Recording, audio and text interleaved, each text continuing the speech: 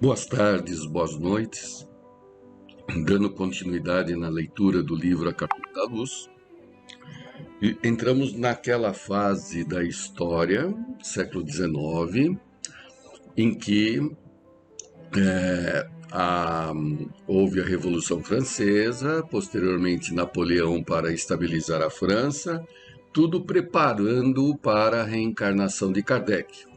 Nas duas últimas reuniões nós tratamos desse assunto, inclusive valendo-se de uma mensagem do irmão X, que demonstrou a importância da administração de Napoleão e, inclusive, da encarnação de Kardec perante toda a história da humanidade. E vamos ainda fechar sobre esse assunto, lendo vagarosamente, como temos feito, e até repetindo o último parágrafo para que a gente retome as ideias, né? E aqui continua no livro A Caminho da Luz, capítulo 21, Allan Kardec e seus colaboradores. O século XIX desenrolava uma torrente de claridades na face do mundo, encaminhando todos os países para as reformas úteis e preciosas. Lembrando, né, que até então o que predominava como forma administrativa política era a nobreza através do rei e a Igreja Católica como respaldo dessas monarquias, desses impérios, né? E com os ventos da burguesia, através dos seus pensadores, através dos seus cientistas, as ideias começaram a ser renovadas através da enciclopédia e dando origem à Revolução Francesa, a criação dos Estados Unidos e outros, com influência sobre outros países. Então, basicamente, o que se tem? Até aquela época, quem comandava uma nação era o rei, ele era a palavra final. A partir de então, né, da Revolução Francesa, criou-se o conceito de que a nação é do povo e, portanto, o povo vai expressar sua vontade através de uma assembleia e constituir uma constituição, né? Que é uma lei. Então, deixamos de obedecer, entre aspas, um rei para obedecermos, seguirmos um livro, né? Uma constituição. Há um deslocamento aí. E a partir da Constituição surgem outras leis, Código Civil, Código Penal, Código Tributário, mas sempre a partir da Constituição. Essa é a grande conquista do mundo, né? É a grande conquista, justamente para seguirmos, ainda que de forma imperfeita, né? Porque os homens ainda estão se descobrindo com essa responsabilidade, com esse direito, percebendo que, como a gente falou, a responsabilidade é de todos. Daí as transformações, né? Continuando, Emmanuel. As lições sagradas do Espiritismo iam ser ouvidas pela humanidade sofredora. Jesus, na sua magnanimidade, repartiria o pão sagrado da esperança e da crença com todos os corações.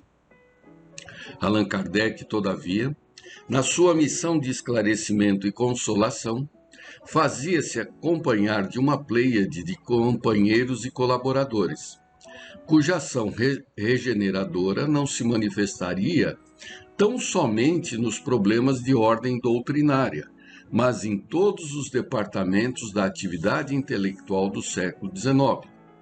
A ciência, nessa época, desfere os voos soberanos que a conduziriam às culminâncias do século XX.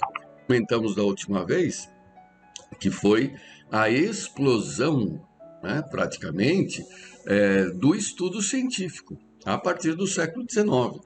Né? Toda essa ânsia de conhecer a biologia, conhecer as leis da física, conhecer a química, a medicina, ela se tornou uma pauta da mídia intelectual da época, né? Posteriormente, criou-se, por exemplo, o Prêmio Nobel, né? Pelo Nobel, que era inclusive um químico, inventor da nitroglicerina, né? Olhando essas pesquisas da época, a convergência para a microbiologia foi muito forte, né? Descobrir e conhecer as bactérias, vírus, a ponte entre o que não tem vida e o que tem vida, e tudo isso está sendo colhido hoje. Tanto que nas escolas normais hoje, o que se estuda a partir de então são esses princípios. Continua ainda, Emmanuel. O progresso da arte tipográfica consegue interessar todos os núcleos de trabalho humano, fundando-se bibliotecas circulantes, revistas e jornais numerosos.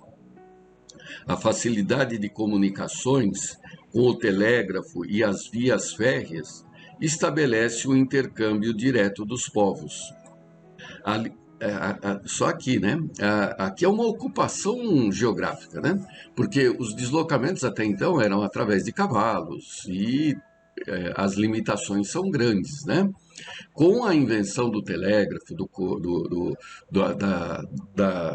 do trem, né? Da via férrea, tudo isso assume uma velocidade muito maior para a época. Então as províncias elas vão se interligando cada vez mais, não bastam agora apenas estradas, né, entre os locais para serem transportadas por carroças e etc.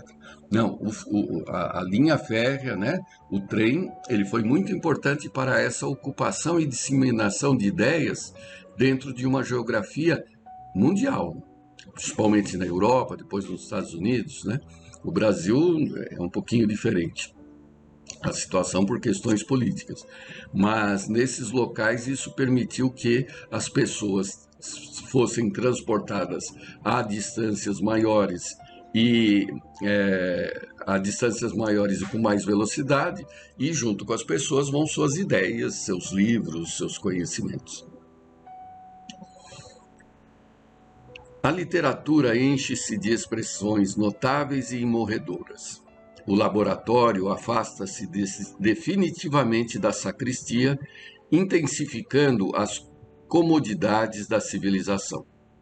Constrói-se a pilha de coluna, descobre-se a indução magnética, surgem o telefone e o fonógrafo.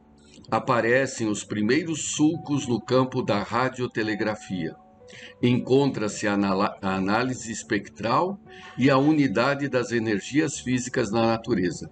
Estuda-se a teoria atômica e a fisiologia assenta bases definitivas com a anatomia comparada. As artes atestam uma vida nova. A pintura e a música denunciam elevado sabor de espiritualidade avançada. Perceberam? É uma efervescência, né?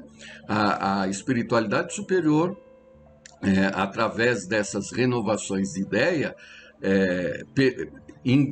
traz espíritos inteligentes, trabalhadores, que vão implantar as ideias que ficaram represadas por muitos séculos por conta da força da nobreza e da igreja. Continua. A dádiva celestial do intercâmbio entre o mundo visível e invisível chegou ao planeta nessa onda de claridades inexprimíveis. Consolador da humanidade, segundo as promessas do Cristo, o Espiritismo vinha esclarecer os homens, preparando-lhes o coração para o perfeito aproveitamento de tantas riquezas do céu. Então vejam, fica parecendo, né, quem desconhece o Espiritismo, que houve uma onda científica, né, expressa até pelo movimento positivista, né, de que a ciência responderia a tudo, ordem e progresso, como se isso fosse um evento desvinculado de outras causas. Não, aqui é muito claro. Isto acompanhou o Consolador Prometido, acompanhou o Espiritismo, tanto que o título desse parágrafo é Allan Kardec e os seus colaboradores. Eles tiveram essas missões pessoais para dar respaldo à vinda do Espiritismo, que é o Consolador Prometido. E aqui a função de Kardec, né, era organizar todas essas ideias para que fosse retomadas as lições do Cristo. Então a finalidade dele era esclarecer e consolar. Por quê? Porque é o próprio Cristo. É a segunda volta do Cristo à Terra, só que agora não mais encarnado, personalizado, mas através de uma pleiade de espíritos que conseguiram compreender a sua missão e se predispuseram a colaborar, cada um dentro daquilo que trazia como vocação histórica. Por isso, as conquistas irreversíveis. Né? Essas conquistas, esses conhecimentos não se perdem, eles só avançam. É uma verdade relativa que só será ampliada por uma verdade seguinte de maior alcance. Para a época, século XIX, né? Era uma euforia, poderíamos até dizer, por muitos, né? Aqueles que souberam entender, era uma euforia, porque vindo expressamente o Consolador Prometido através da doutrina, com todas aquelas explicações filosóficas, todas aquelas explicações científicas através da mediunidade e demais fenômenos, né? Camille Flammarion, por exemplo, e muitos outros que estavam vinculados à ciência da Terra, né? Passaram a também se interessar pelas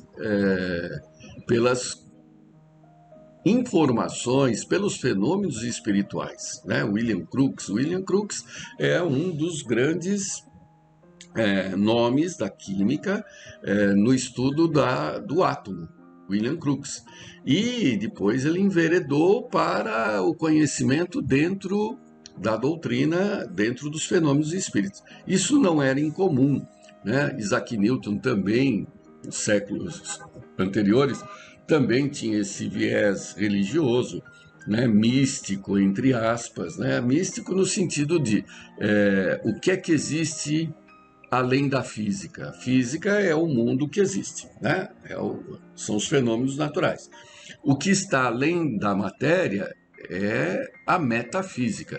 E todos os pensadores buscaram a metafísica, né? O que tem além da física. Esses que não buscaram é porque não entendiam que tinha algo além da física. Fica na física, são os materialistas. Por isso que não há sentido, né, em se falar em metafísica para materialistas. Né?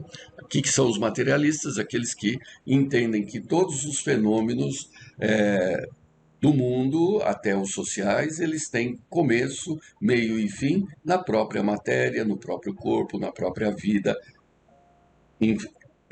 limitada aqui. Continua ainda Emmanuel. A dádiva celestial, eu vou repetir, mas não tem importância. A dádiva celestial do intercâmbio entre o mundo visível e o invisível chegou ao planeta nessa onda de claridades inexpressíveis. Consolador da humanidade, segundo as promessas do Cristo, o Espiritismo vinha esclarecer os homens, preparando-lhes o coração para o perfeito aperfeiçoamento de tantas riquezas do céu. Pois bem, até aqui nós estamos falando essencialmente de ciência, né? De ciência, o que o microscópio, os fenômenos de eletromagnetismo, a corrente elétrica, que ainda não se conhecia direito, porque a eletricidade ela é muito instantânea. Então, o que eu consigo captar no máximo é enxergar um raio que dura frações de segundo.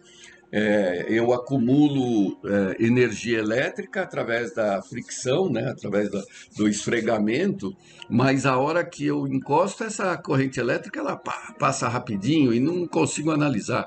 Acumular essa energia elétrica nos acumuladores, né, ou gerá-la continuamente, só assim eu poderia perceber o que fazer com ela, né? Isso tudo teve início e continuidade a partir do século XIX, mas é ciência. Porém, outros campos também receberam essa mesma onda, esse mesmo hálito de renovação. E aqui começa o capítulo a respeito das ciências sociais. Vamos ler, depois a gente comenta. O campo da filosofia não escapou a essa torrente renovadora. Aliando-se às ciências físicas, não toleraram as ciências da alma o ascendente dos dogmas absurdos da Igreja. Lembrando que até então, o que predominava na Igreja Católica era a filosofia ou aristotélica tomista ou platônica agostiniana. Né? O que é isso? Na Igreja Católica, até então, né, ela era respaldada, isso principalmente na Idade Média, e reforçada por alguns pensadores antes, de que as ideias eram de Aristóteles ou São Tomás de Aquino, isso na Idade Média, ou era de Platão e Santo Agostinho. Na Idade Moderna, século XV, XVI em diante, essas ideias foram trabalhadas, reforçadas, com o aumento das renovações dos conceitos dos protestantes, refletindo sobre Deus e o homem, valorização do homem, e também dentro até dos pensadores de outra formação religiosa, né? O catolicismo em si, ele manteve sua base nos pilares da Idade Média ainda, com pequenas renovações, né? Tanto que a Inquisição é uma forma de impor aquelas ideias retrógradas, né? Agora, no campo social, a filosofia ela passa a ter uma transformação fenomenal. Por quê?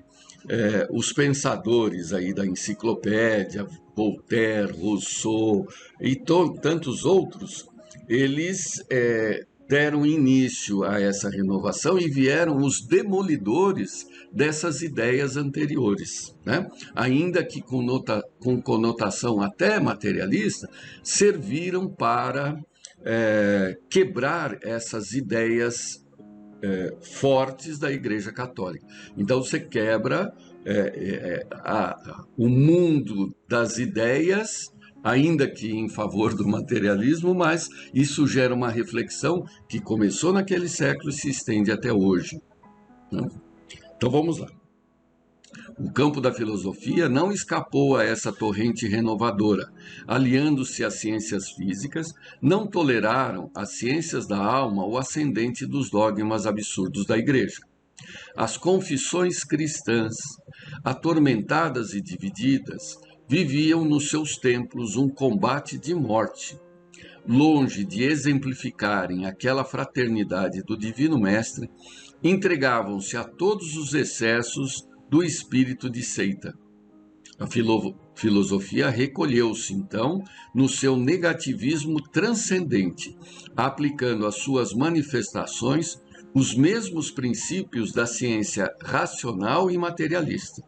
Schopenhauer é uma demonstração eloquente do seu pessimismo, e as teorias de Spencer e de Comte esclarecem as nossas assertivas, não obstante a sinceridade com que foram lançadas no vasto campo das ideias. A Igreja Romana era culpada de semelhantes desvios, dominando a ferro e fogo, conchegada aos príncipes do mundo, não tratara de fundar o império espiritual dos corações à sua sombra acolhedora. Longe da exemplificação do Nazareno, amontoara todos os tesouros inúteis, intensificando as necessidades das massas sofredoras. Extorquia antes de dar, conservando a ignorância em vez de espalhar a luz do conhecimento. Então, Emmanuel aqui é muito contundente em apontar, né, como de fato foi, as prisões mentais a que a Igreja Católica impôs no mundo, né, na sociedade europeia até então, porque era para seguir os dogmas da Igreja. E aí tem um conceito interessante que nós vamos na próxima reunião, eu sempre repito isso nas reuniões, mas é interessante para que a gente tenha uma ideia do que ele está falando. Mas, enfim, as ciências sociais aqui, o que ele está falando é da psicologia, da própria filosofia e da sociologia, né? Porque a sociologia, até então, não se falava nisso. Mal se falava no conceito de indivíduo, né? O indivíduo como indivíduo, tendo a sua existência e tudo mais. Isso é conquista da Revolução Francesa, assim como o conceito de humanidade, né? Não se imaginava todos com algo em comum, né? Por isso os direitos, a Carta da Declaração dos Direitos Humanos. Todos têm direitos a alguma coisa por uma questão natural. Essa ideia de coletividade surgiu na Revolução Francesa. E a partir do momento que existe uma identidade entre todos os homens, como é o trato entre eles na sociedade. Então, a sociologia e todos os fenômenos relacionados ao convívio em grupo. Então, perceberam como é interessante, né? Existem fatos sociais, assim como existem, isso não tem interpretação dos sociólogos, assim como existe um fato da queda de uma pedra, é um fenômeno, existe um fato social que é o resultado de um agrupamento que me leva a uma ação e, consequentemente, a reações e consequências. Vamos interromper nosso encontro para retomá-lo a semana que vem. Até mais.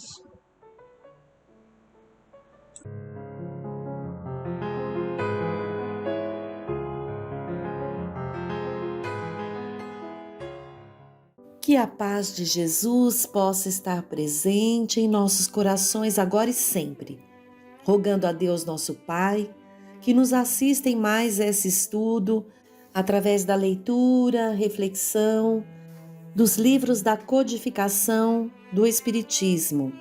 Vamos dar continuidade. Hoje nós vamos ver no Livro dos Médiuns, na segunda parte, no capítulo 14, Os Médiuns. Número 2, médiuns sensitivos ou impressionáveis. Item 164. Kardec nos diz: são assim designadas as pessoas capazes de sentir a presença dos espíritos por uma vaga impressão, uma espécie de arrepio geral que elas mesmas não sabem o que seja. Esta variedade não apresenta caráter bem definido.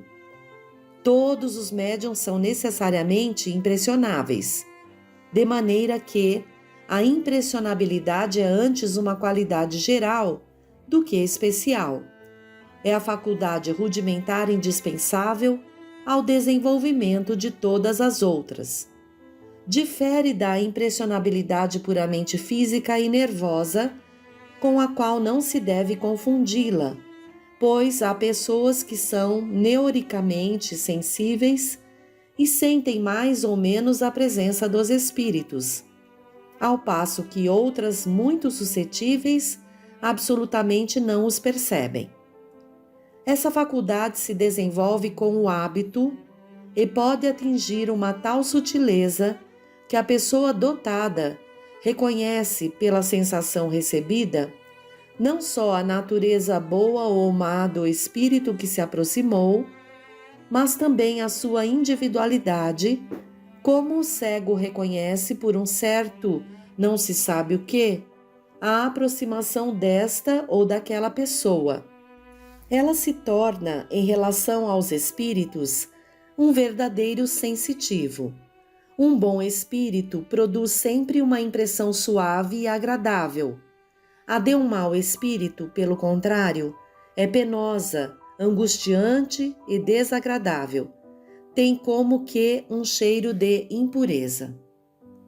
Nesse trecho, Kardec deixa claro que todos somos médiuns, porque sentimos, em variada escala e grau, a presença de espíritos ou percebemos de alguma forma o plano espiritual por impressões e sensibilidades. A mediunidade então se apresenta sobre uma ampla forma de características e tipos. Pode surgir tênue, sutil e conforme o exercício, bem direcionado, no caso de todos nós que vamos ao centro espírita, que buscamos grupos de estudo, né? Podemos conseguir tomar consciência, desenvolvendo-lhe a captação, né? A área psíquica de captação das mensagens. Em muitos, a mediunidade é ostensiva. Muitos de nós chegamos a casa por conta dessas percepções e sensações que muitas vezes, por ser ostensiva, nos trazem perturbação, desequilíbrio. E aí, conforme nós passamos na orientação, somos direcionados ao estudo do Evangelho, ao estudo desses fenômenos, nos conhecendo melhor, podemos equilibrar isso. Mas o mais importante que aprendemos é a questão da qualidade moral, que devemos cuidar. Cada um deve evangelizar-se para melhorar as condições morais. E independente do tipo de mediunidade a que venhamos sentir e trabalhar, vamos estar bem assessorados pela espiritualidade superior, porque vamos estar nos esforçando para nos moralizar através dos ensinamentos do Evangelho de Jesus e afinando-nos cada vez mais com Jesus, que é o nosso mestre. Assim estaremos no caminho certo, não é? Hoje, com o avanço da ciência, conseguimos redefinir o ser humano não como um amontoado de carne e ossos com 5 sentidos apenas. Tem-se ampliado a compreensão das capacidades humanas e potencialidades psíquicas. Vamos ver no livro Mediunidade, Desafios e Bênçãos, pelo espírito Manuel Filomeno de Miranda, psicografado pelo Divaldo, o capítulo 7, Educação da Mediunidade, que diz: sendo a faculdade mediúnica inerente a uma disposição orgânica, semelhante às outras responsáveis pelas manifestações sensoriais, deverá ser educada com cuidados especiais a fim de bem desempenhar a função para a qual a divindade dotou os seres humanos, concedida a todos os seres humanos sem privilégio de etnia, de caráter, de fé religiosa, de condição socioeconômica, representa uma alta concessão que faculta o conhecimento da imortalidade do espírito, assim como das consequências morais resultantes da conduta existencial. De igual maneira, como se educam os sentidos físicos e as faculdades intelectuais, disciplinando o comportamento moral, a mediunidade, que desempenha relevante papel na vida humana, requer desvelos e condutas específicos para que possa contribuir eficazmente em favor da harmonia do indivíduo e do seu incessante progresso espiritual. Demitizada pelo Espiritismo, que esclareceu os falsos atributos divinatórios e especiais com que a vestiam, torna-se instrumento precioso para o bem-estar, a saúde e a paz, na condição de recurso próprio para a autoiluminação e a libertação do primarismo ainda persistente naquele que a possui. Causa estranheza, não poucas vezes, encontrar-se a mediunidade ostensiva em pessoas de conduta reprochável, enquanto outras dignas e corretas dela não se fazem possuidoras com a mesma intensidade. Essa visão proporciona aos incautos o conceito de que a mediunidade independe da moral do indivíduo, o que é certo, enquanto que a qualidade das comunicações não se subordina ao mesmo raciocínio. Isto porque os espíritos comunicam-se por meio de quaisquer instrumentos, valendo ser lembrado que as primeiras comunicações que precederam ao surgimento do espiritismo deram-se através de recursos muito primários, com o objetivo de chamar a atenção logo passado àqueles de natureza transcendental e elevada. Na ocasião, fazia-se necessário assim apresentar-se o fenômeno, considerando-se que noutras épocas, em face da naturalidade com que ocorriam e da sua multiplicidade, foram mal interpretados. Mediante esse recurso algo primitivo, foi necessário o estudo sério e a busca da causalidade do fenômeno, quando os próprios espíritos encarregaram-se de definir e elucidar com sabedoria a ocorrência. Os indivíduos maus, orgulhosos e corrompidos apresentam-se, portanto, com faculdades ostensivas por misericórdia do amor, a fim de que sejam eles mesmos os instrumentos das advertências e orientações de que necessitam para uma existência de retidão e de equilíbrio, com autodiscernimento a respeito dos objetivos da caminhada terrestre. Permanecendo nos vícios a que se entregam voluntariamente, tornam-se mais responsáveis pelos atos danosos que os prejudicam, padecendo-lhes as consequências lamentáveis. Advertidos sobre a transitoriedade do carro material de que se utilizam, não terão como justificar-se ante a própria consciência, pela leviandade que se permitiram, assumindo as graves responsabilidades morais em relação ao futuro. Somente através do conhecimento lúcido e lógico da mediunidade, mediante o estudo de O Livro dos Médiuns de Allan Kardec, é que se deve permitir o candidato à elucidação da sua faculdade, ao aprimoramento pessoal, iniciando então o exercício dessa disposição orgânica profundamente arraigada nos valores morais do espírito. Uma das primeiras providências a ser tomada em relação a esse programa iluminativo diz respeito à autoanálise que se deve propor o interessado, trabalhando as imperfeições do caráter, os conflitos comportamentais, lutando pela transformação moral para melhor no seu mundo interior. Esse esforço, no entanto, não se aplica a um certo período da vida, mas a toda a existência, porquanto, à medida que se avança no rumo da ascensão, melhor visão interna se possui a respeito de si mesmo.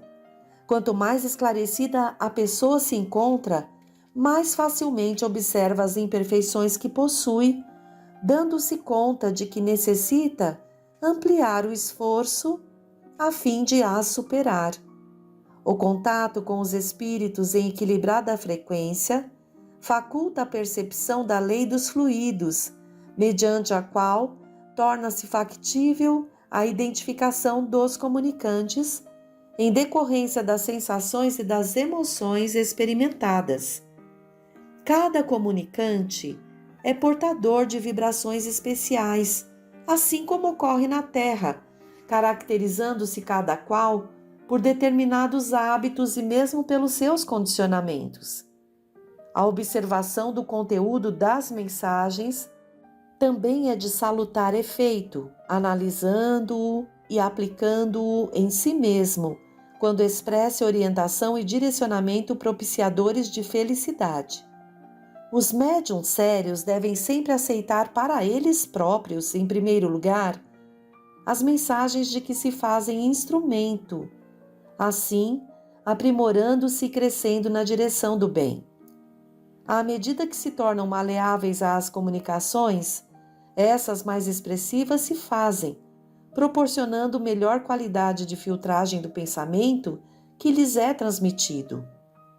Colocada a serviço do bem, a disciplina e a ordem são fundamentais para o seu mais amplo campo de realizações, porquanto a mediunidade não pode constituir-se estorvo à vida normal do cidadão, nem instrumento de interesses escusos sob a falsa justificativa da aplicação do tempo que lhe é dedicado.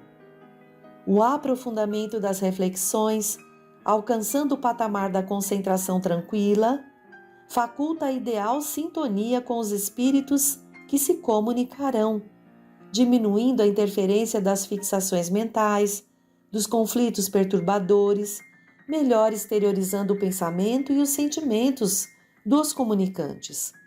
A tranquilidade emocional, defluente da consciência de que se é instrumento e não autor das informações, é fundamental, tornando-se simples e natural, sem as extravagantes posturas de que são seres especiais, que se atribuem ou emissários irretocáveis da verdade, merecedores do tratamento superior durante o seu trânsito pelo mundo físico. João, o Batista, proclamou em referência a Jesus, abre aspas, é necessário que ele cresça e que eu diminua, fecha aspas. O exemplo deve ser aplicado aos médiuns que desejam alcançar as metas ideais do seu exercício, considerando-se apenas como instrumentos que diminuem de importância, enquanto a mensagem cresce e expande-se. A busca atormentada da notoriedade, da fama, do exibicionismo constitui terrível chaga moral que o médium deve cicatrizar mediante a terapia da humildade e do trabalho anônimo. Desse modo, a arrogância, a presunção, a vaidade que exaltam o ego diminuem a qualidade dos ditados mediúnicos de que se faz portador aquele que assim se mantém. Prosseguir com naturalidade a experiência reencarnatória, sendo agradável e gentil, vivendo com afabilidade e doçura, de modo a se tornar seguro intermediário dos espíritos nobres e bons, que preferem eleger aqueles que se lhes assemelham ou que se esforçam para melhorar-se cada vez mais, é dever impostergável. O bom médium desse modo, conforme esclareceu Allan Kardec, abre aspas, não é aquele que comunica facilmente, mas aquele que é simpático aos bons espíritos e somente deles tem assistência, fecha aspas. O Evangelho segundo o Espiritismo, capítulo 24, item 12. Combater o ego e os seus parceiros, para dar sentido aos valores espirituais, é, sem dúvida, conduta salutar no processo da educação mediúnica e por toda a existência. No sentido oposto, quando a faculdade mediúnica não recebe a consideração nem os cuidados que lhe são devidos, não desaparece, antes permanece à mercê de espíritos frívolos, irresponsáveis ou perversos que se comprazem utilizando-a para fins ignóbeis com os quais o intermediário anui, culminando em transtornos emocionais graves, enfermidades, simulacros que proporcionam assimilação de agentes orgânicos destrutivos ou de obsessões de longo curso. De bom alvitre, portanto, será que todos os indivíduos portadores de mediunidade, ostensiva ou natural, esmerem-se e penetrem-se de responsabilidade, adquirindo afinidade com os mensageiros da luz na grande obra de regeneração da sociedade e do planeta, a que eles vêm entregando com abnegação e devotamento. Então, esse trecho, Manuel Filomeno de Miranda nos dá um alerta, porque cada um de nós encarnados vimos que somos médiuns e que temos mediunidades de forma natural, ou ostensiva, mas que, independente da forma como captamos o plano espiritual, precisamos cuidar de cada um de nós, nos moralizando, evangelizando, porque se a gente se melhora, faz ali o esforço da reforma íntima, vamos ser bem assessorados, mesmo que ainda não compreendamos tudo, vamos ser bem assessorados por espíritos que estão vendo o nosso esforço. Então, devemos ter gratidão a Deus por estarmos ligados ao nosso centro espírita, a Casa de Fabiano. Devemos buscar os grupos de orientação, de estudos do Evangelho, de estudos da mediunidade, e assim vamos nos conhecendo, identificando em nós as mazelas morais que devemos combater e devagarzinho deixando para lá esse orgulho, vaidade que temos e nos utilizando das virtudes do Cristo, do esforço por adquirir essas virtudes, né? De mediunidade, de benevolência, de indulgência para com o próximo, enfim. E aí, passo a passo, vamos nos melhorando, tendo o auxílio da espiritualidade amiga e buscando nos afinar com Jesus. E assim, mesmo sendo qualquer tipo de sensibilidade a qual Deus nos deu, vamos nos equilibrar para poder melhor servir e aproveitarmos esta alavanca que é a mediunidade dada por Deus para cada um de nós. Até o próximo encontro, queridos amigos. Vamos lá, ombro a ombro, nos esforçando por nos melhorar. E assim, tudo em volta vai melhorando sistematicamente. Um abraço carinhoso e até o próximo encontro.